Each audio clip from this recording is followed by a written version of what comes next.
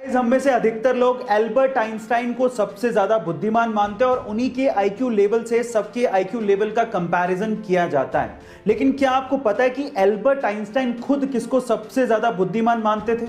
चलो मैं आपको बताता हूं। एक बार किसी रिपोर्टर ने एल्बर्ट आइंस्टाइन से पूछा कि सबसे ज्यादा बुद्धिमान व्यक्ति होना कैसा लगता है, क्या आप बताएंगे? तो उसके ऊपर जो एल्बर्ट आइंस्टाइन ने जवाब दिया वो आप लोगों को सुनना चाहिए। उन्होंने कहा, मुझे नहीं पता, आई थिंक ये सवाल आपको निकोला टेस्ला से पूछना चाहिए। गाइज, अगर निकोला टेस्ला नहीं होते तो ऐसे बहुत सारे इन्वेंशंस हैं जो कि कभी पॉसिबल ही नहीं हो पाते। इसीलिए साइंस कम्युनिटी उन्हें सबसे ज्यादा बुद्धिमान और जीनियस मानती है। गाइज, आपका इसके बारे में क्या ख्याल है? चैट सेक्शन में जरूर लिखिएगा। और एक मां अपने बच्चों के लिए कुछ भी कर सकती है। तमिलनाडु की सेलम जिले की 31 साल की प्रेमा सेल्वम के बारे में सुन के आपको इस बात पे और ज्यादा यकीन होने लगेगा। प्रेमा सेल्वम ने अपने बच्चों की भूख मिटाने के लिए अपने सिर के बाल 150 रुपए में बेच दिए। जी हां गाइस, अपने सिर के पूरे बाल बेच दिए ताकि वो अपने बच्चों को खाना खिला सके। ऐसी मां के जज्बे को सलाम है। गाइस, इसके बारे में सुन के आपको कैसा लगा? चैट सेक्शन में जरूर लिखिएगा। और आपने महाभारत के किस्से सुने हैं तो आपने द्रौपदी के चीरहरण की कहानी भी सुनी होगी, जिसमें कृष्ण भगवान ने द्रौपदी के चीर यानी साड़ी को बढ़ाया था, जिसकी वजह से कौरव कुछ नहीं कर पाए थे। पर सवाल यह है कि कृष्ण भगवान ने ऐसा किया क्यों? तो उसके पीछे की कहानी सुनिए।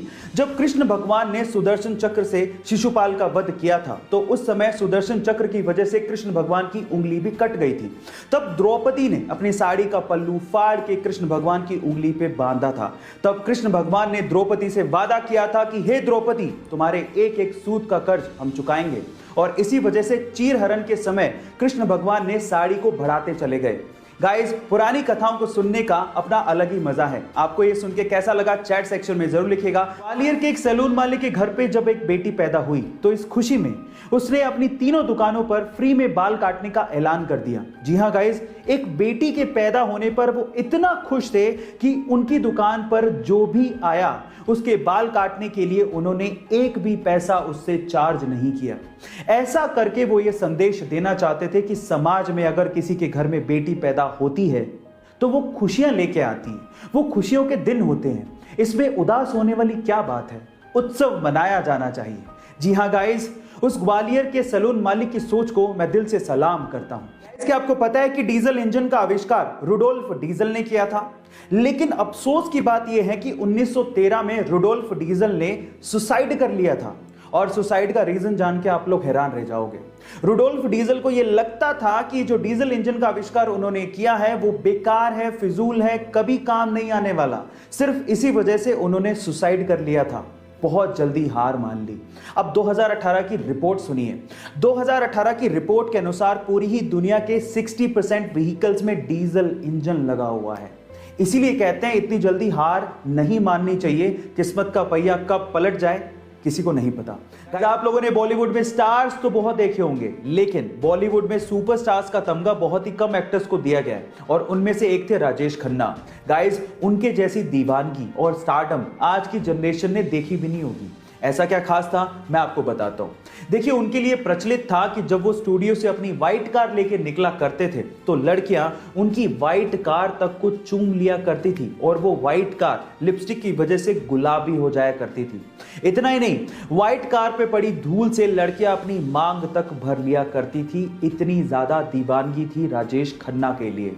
गाइस, ऐसे थोड़ी उन्हें सुपरस्टार का तमगा दे दिया गया। आपको राजेश खन्ना के बारे में सुन के कैसा लगा? चैट सेक्शन में जरूर लिखिएगा। और आप लोग आईपीएल देखते हैं? और अगर आप आईपीएल देखते हैं तो मेरे पास आपके लिए आईपीएल से रिलेटेड एक ऐसा सवाल है जिसका जवाब अधिकतर आईपीएल देखने वालों को पता तक नहीं होता। तो चलो मैं आपको सवाल बताता हूं, आप भी बताइएगा कि इसका जवाब आपको आता था या नहीं आता था।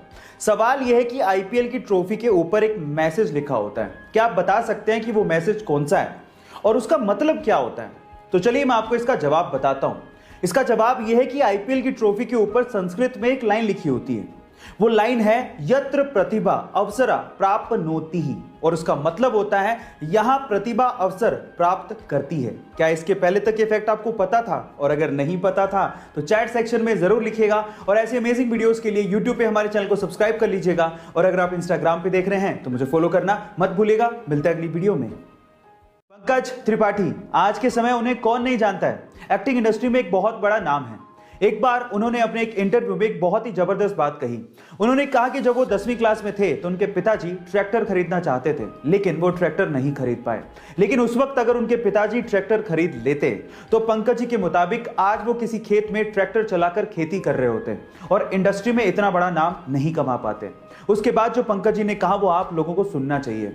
उन्होंने कहा कि जिंदगी में कभी कभार हमें अगर कोई चीज नहीं मिलती तो उस वक्त उसका मलाल होने लगता है, लेकिन बाद में आगे चलकर समझ में आता है कि उस वक्त जो हुआ वो ठीक ही था।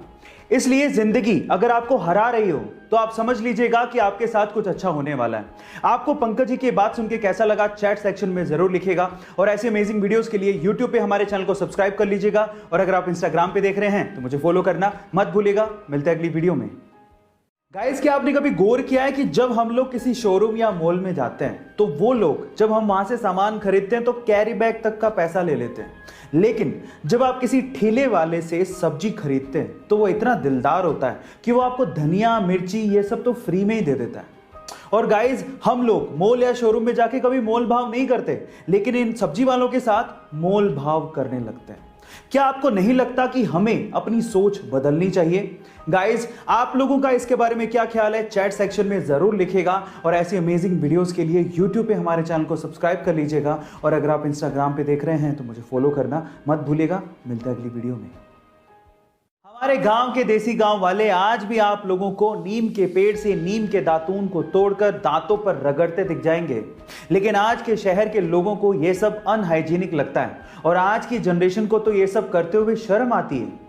लेकिन मैं आपकी जानकारी के लिए आपको बता दूं कि यही नीम का दातून छोटे छोटे टुकड़ों में अच्छी तरह से पैक करके $10 में अमेरिका और बहुत सारे देशों के मॉलों में बेचा जा रहा है। जी हां, यही छोटा सा दातून 700 रुपए तक में बेचा जा रहा है।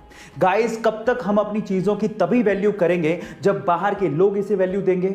अपनी चीजों को वैल्यू करना सीखिए। गाइस, ऐसी अमेजिंग वीडियोस के लिए यूट्यूब पे हमारे चैनल को सब्सक्राइब कर लीजिए और अगर आप इंस्टाग्राम पे देख रहे हैं तो मुझे फॉलो करना मत भूलिएगा। मिलते हैं अगली वीडियो में।